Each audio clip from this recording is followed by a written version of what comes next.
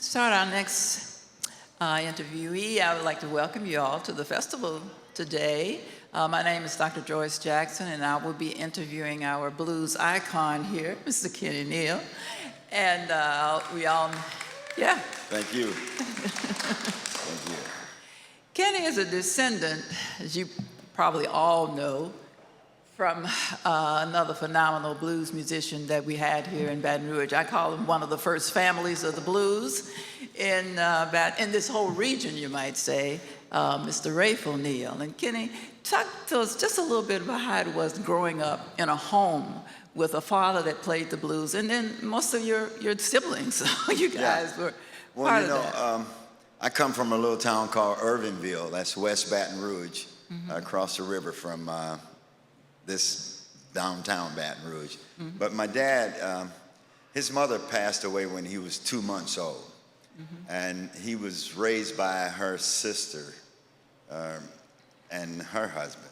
Okay. So the folks that raised my dad, they did sharecropper. You know, they worked the land, man. And my dad said, man, I didn't want to work no land. So he went out and throughout the years, he would help my grandfather out on the property, but then he got hip to the music, the blues, and people like Lil Walter, Muddy Waters, you know, Howlin' Wolf.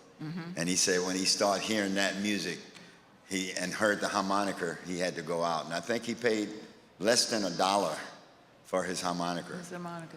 And he had a horse named Julius, and he used to ride the horse to the store and come back and park under a tree and just play his harmonica, he would tell me, you know, and that's where he really started, by listening to the old 78 records. And finally he decided, after he became a teenager, to put together a band. And so he went out looking for musicians that can play, and that's where he met Buddy Guy, and Noel Gaines was the drummer. It was just the three of them, Buddy Guy, my dad, and the drummer. Okay. And they played for a couple of years, I guess. And this is still in Irvinville? This is still in Irvinville. And Buddy used to come to my mom's house, Lazy Lester. He went on to do big things himself. And my grandmother used to give them room and board, let them stay there while they rehearsal.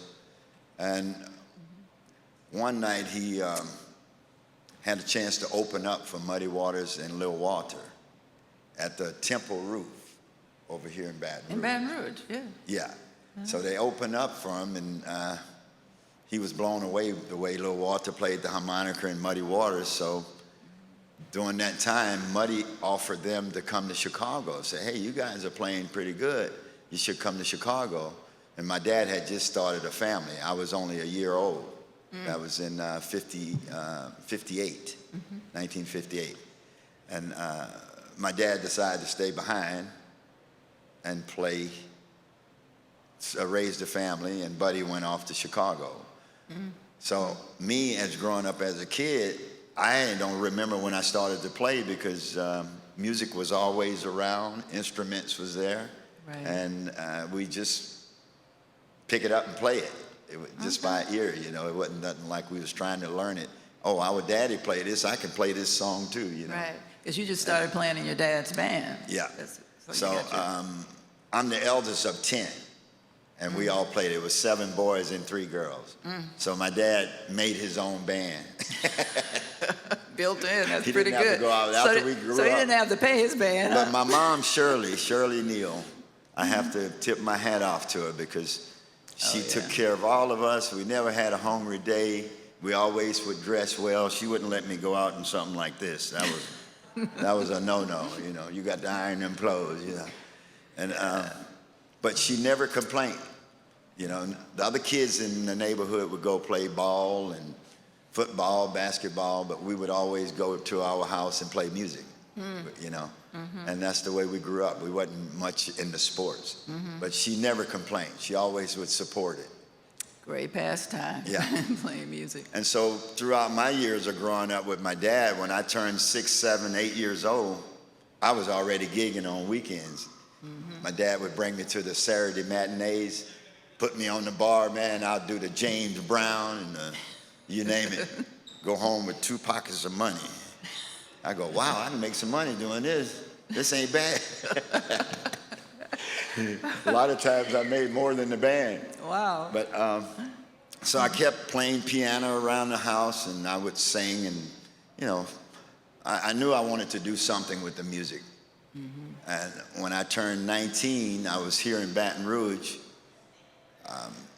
at a club called Executive Club on Plank Road. And Sam Guy, who is Buddy Guy's brother, he put a little note in my pocket. I come off stage and it said, "Call Buddy Guy." And I go, "Call Buddy Guy for what?" And I went to the payphone, I called him, collect. And he said that he had talked to my dad. I didn't know he spoke to my dad. And this was a Friday night. He said, "We're playing in Austin, Texas. And Phil Guy, my brother, told me that you're a good bass player. I'd like for you to join my band." And I had never left home. So come Monday, I jumped on a Greyhound bus and I went to Austin, Texas at Antone's. Okay. And that's where I started my first job with Buddy Guy. And So then how long did you play with Buddy Guy?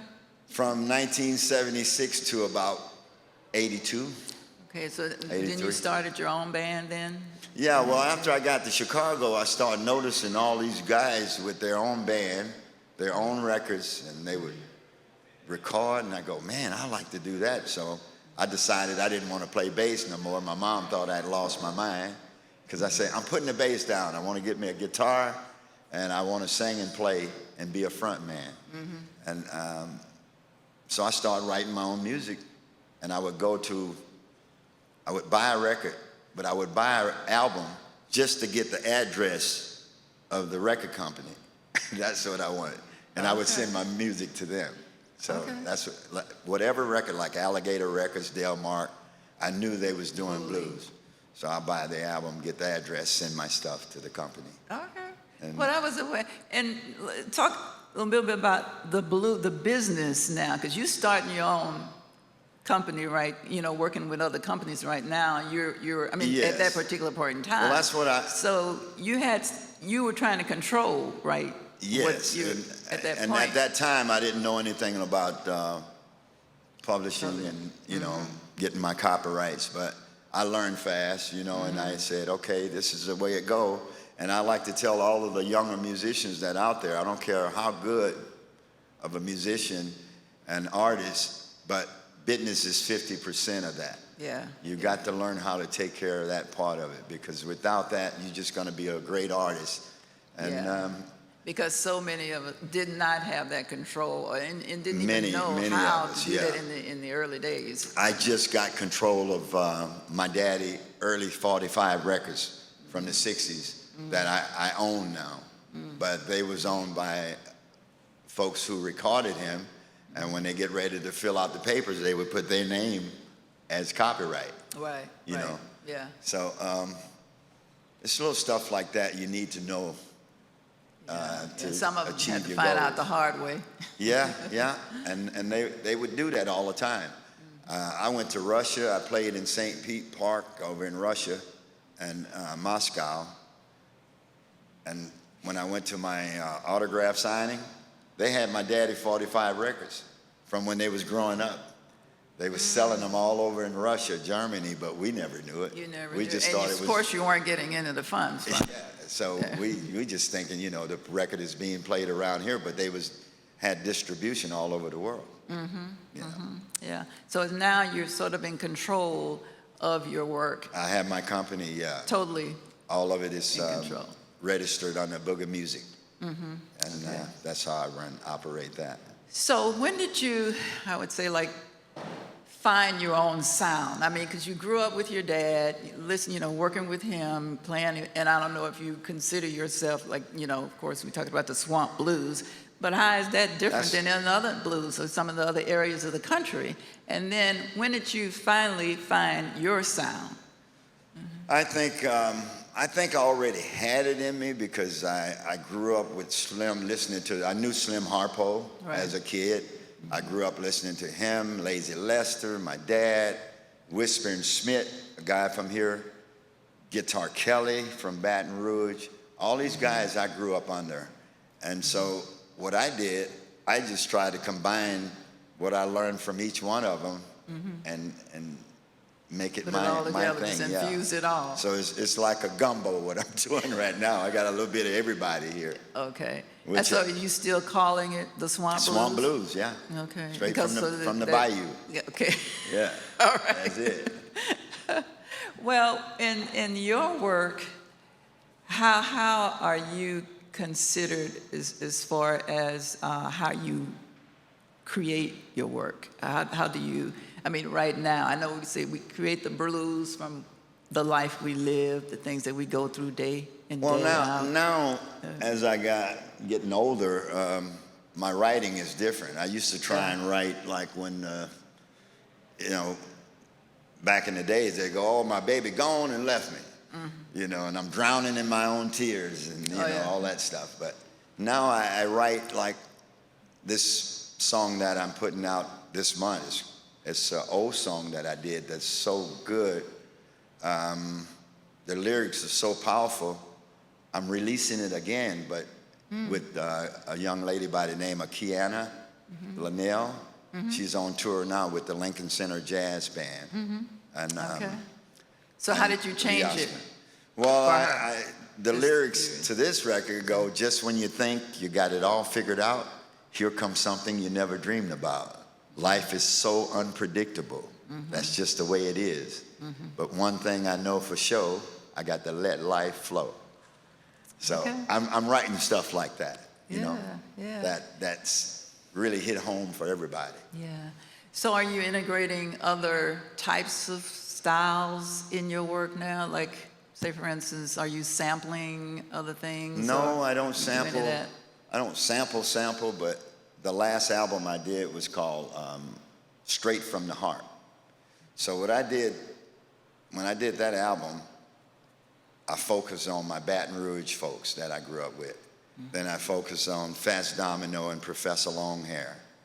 And I did their style. And then I went over to Lafayette and focused on Clifton Chenier and Rockin' Doopsie and all of these guys. So when I did it Straight from the Heart, I call it Straight from the Heart. I don't think I even have a song on there called Straight from the Heart, but that's the name of the album. But I picked up the vibes from all my regions around Louisiana. And I just made it my way. I didn't copy them, but it was their style. So place in the blues, you're working with the place in Baton Rouge and then all these other areas in the region. But I also know that you lived in Canada, right? You lived in Toronto for a while. Yeah. And so did you pick up anything from that area? Because place Picked is up a lot. important When I lived in Toronto, I found that the blues was more polished, you know, more slicker. You know, down here we are raw. We just playing what we feel. When you start getting further north, there's more arrangements, you know, more of, I think they probably listen to a lot of the big bands like Count Basie and Benny Goodman and stuff like that. So when they play the blues, they think in that arrangement. So that helped me to polish up my style as well. And then I lived in New York because I was on Broadway for a while. And right, you did, was it Mule Bone? Yeah, I did the Mule Bone. I had the lead role in that. And so I put together a band in New York because all the actors thought it was a lot of work to do 8 shows a week, and it was a piece of cake for me. For you. So I put together a band, and I would play at night. After I get from my Broadway show, I'll go to a local club, and I had a regular gig there. And I picked up a lot of good vibes from the New Yorkers as well. Yeah, and I know in that show you played some of Taj Mahal's work, right? Yeah, And it was written by Zora Neale Hurston and Langston Hughes. And what Taj Mahal came in and put the music to his lyrics. Okay. And yeah. even though I was acting, I had a guitar on stage as well, and I would do the songs from. So how was that for you? That whole acting part? You know, like you work the blues, and that's just your natural thing. But then this acting part comes in. But you were well, great I was so with that happy. too. So I was so happy that I was on my third album with Alligator Records, and I was excited. I'm going all over Europe and the States, and then one day we got a call in from New York, the Lincoln Center, saying they would like to audition me for this role. Okay. And I'm going, I'm not an actor. Why they want me, you know? So me and my manager flew to New York, and I went to read for the part. And when I came out of the room, I told him, I said, man, let's get out of here and get back south, because I know I don't have this job, you know? So 3 weeks later, they called me up and say, congratulations, you got the part. Now I'm going, oh, no. Damn. So, but I did it. And I went off to New York. I stayed 3 months I was coached by a lady named Novella Nelson, was my coach. And she coached me for about 3 months before the play. And she just brought it all out of me. And I ended up winning the Theater World Award for the Best New Coming Actor on Broadway. Did you do any more? I did a couple of things, but when I walked away from Broadway, that was it. I wanted my guitar back. So if you was acting where you could play your guitar, it was okay, but... Yeah, it was more acting than the guitar and the singing. Yeah. Right. But once I got the ball rolling, I ran with it, you know? Yeah. Well, so what do you think now about the digital world that we're living in, and how is that affecting what you do with the blues? Well, it's not really affecting. It's really fast. You know, you got to be quick with the digital world now. But we can reach so many folks in so little time. You know, before I used to have to go out and promote a record, travel all over the world and promote it. Now we can hit one button and everybody all over the world got it. But does that also maybe take away some of the revenue from you, how people can listen to your work now and not buy the recordings?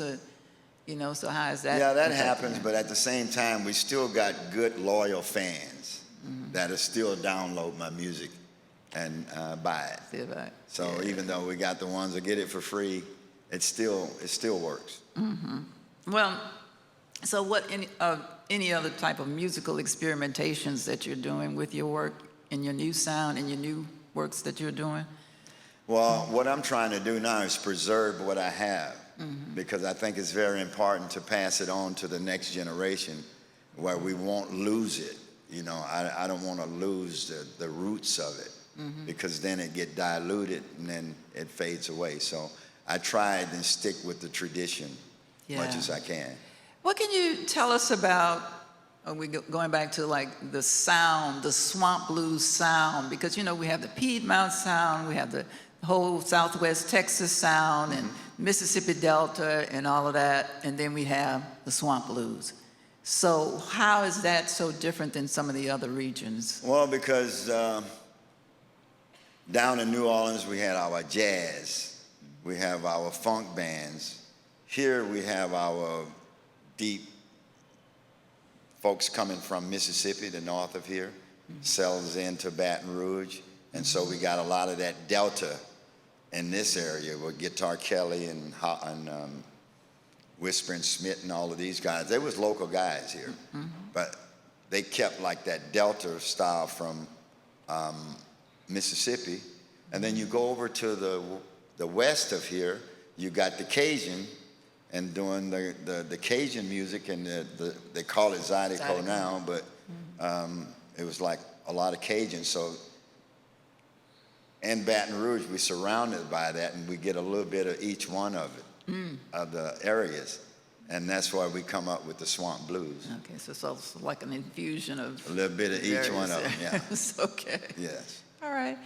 Now, you've been playing, gosh, you played this blues festival. Can you even imagine? Your dad started. My dad started the this. Early 80s. Early 80s. Well, actually, the Blues Fest, my dad them started was up at Southern University. Right. And I heard that they moved it to the city because they couldn't drink beer at Southern. Right. They couldn't at drink that over point in time. So they and brought so it they moved into it over here. And so Yeah. we've been rolling for a long time over here. So I know you've seen it since the beginning. Yeah. So what do you think are some of the really good things? Because there have been so many changes over the years. So what do you think are some of the really good things that stand out for you? And what do you think could be some improvements? Well, I did make some improvements this year because I think that it wasn't intentionally, but they wasn't just thinking about it. And I think it's very important to use what we have here already because we have so many talented groups right here, and people come from all over. They starting to come in.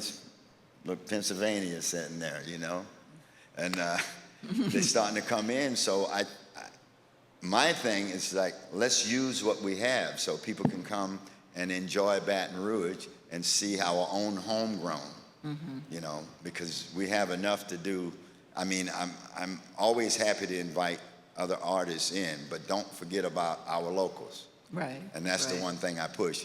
And this year, I have a gospel group tomorrow, Terrell and the Vocaliers, because, you know, all these folks are church folks as well.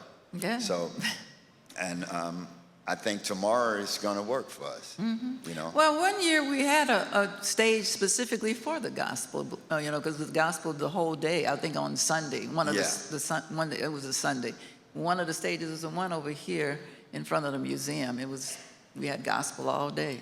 Wow, I must have not been around for that one. Yeah, that was a few years ago, I think. Yeah.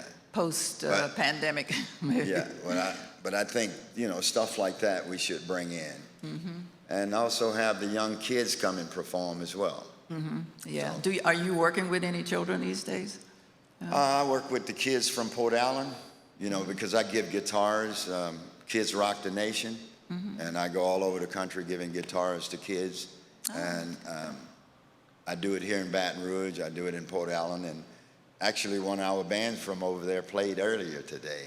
Okay. One of the children's? Yeah. Okay, Yeah. started off. Yeah, they started out early today. So you And teach they was them? ready, man. They had their guitars on, and they was ready to rock and roll, you know, 2 hours before the show. Anxious to get on stage. That's a good thing because there's so many of our children. So you have to give back. You know? And so many of them don't know the blues, don't understand the blues, don't want to hear the blues, you know. So. And also, since I've been back, I built a studio here for the folks that don't have a lot of money to get their music recorded. So I make that possible. Oh, fantastic. And I have them, I say, look, pay the engineer, come on in and make your music. So I was happy I'm able to do that. Oh, that's good. So are you all, in the work that you're doing with the youth, are you also showing them the production side of it? Because many of them can't sing or can't play the instruments, but they want to be involved in the music. So I'm just wondering. Yeah, and you know, you have the kids who's determined, but then some of them don't have it. Some of them got it, but I don't ever get in the way of that. I just try and do my best and help them. Yes. So you actually teach classes? No, I just give advice. Okay. When they come to see me, I'll sit down and talk to them because they have questions for me. Okay. So I don't sit down and teach them, but the ones that I give guitars to, we find guitar teachers who can take them and teach them. Yeah, fantastic. I don't think I got that much patience. It's not easy to teach. Yeah. You know, and I teach in a different way. I teach by reality. I tell them what they need to know. If I play something on the guitar and they go, "How you do that?" and I'll show them that lick, and then I'm gone. But I don't, you know. Now my daughter Sarita, she teaches.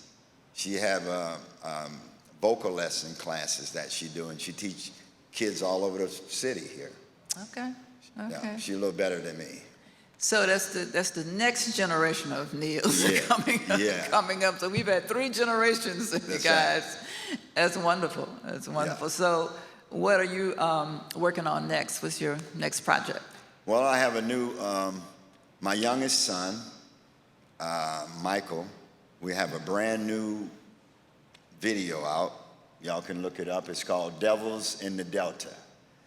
and it just was released on Sony Records last month, and it's doing well. Okay. And then this month on the 18th, Let Life Flow is going to be released. So, All right. and then in August, I'll put the album out. So I'm doing singles right now. That's kind of the new thing. Okay. Yeah. So if y'all get a chance, please check out the new Devils in the Delta. It's pretty cool. Yeah, we're coming to the end of the interview, but are there any pressing questions that you might have? You have one here. Jeremy. Hi, Kenny.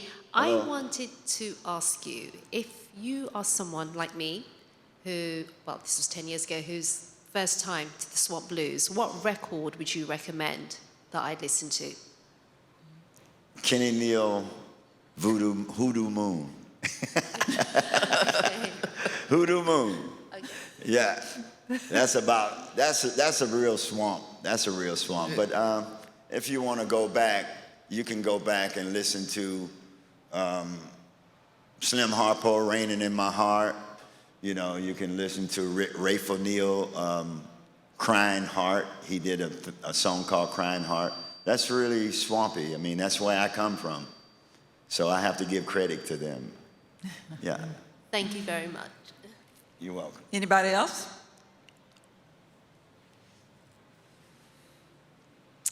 Okay, then. Guess that about it then. Okay. Well, what time you playing? I play at 6:30. Yeah, so all of 6:30.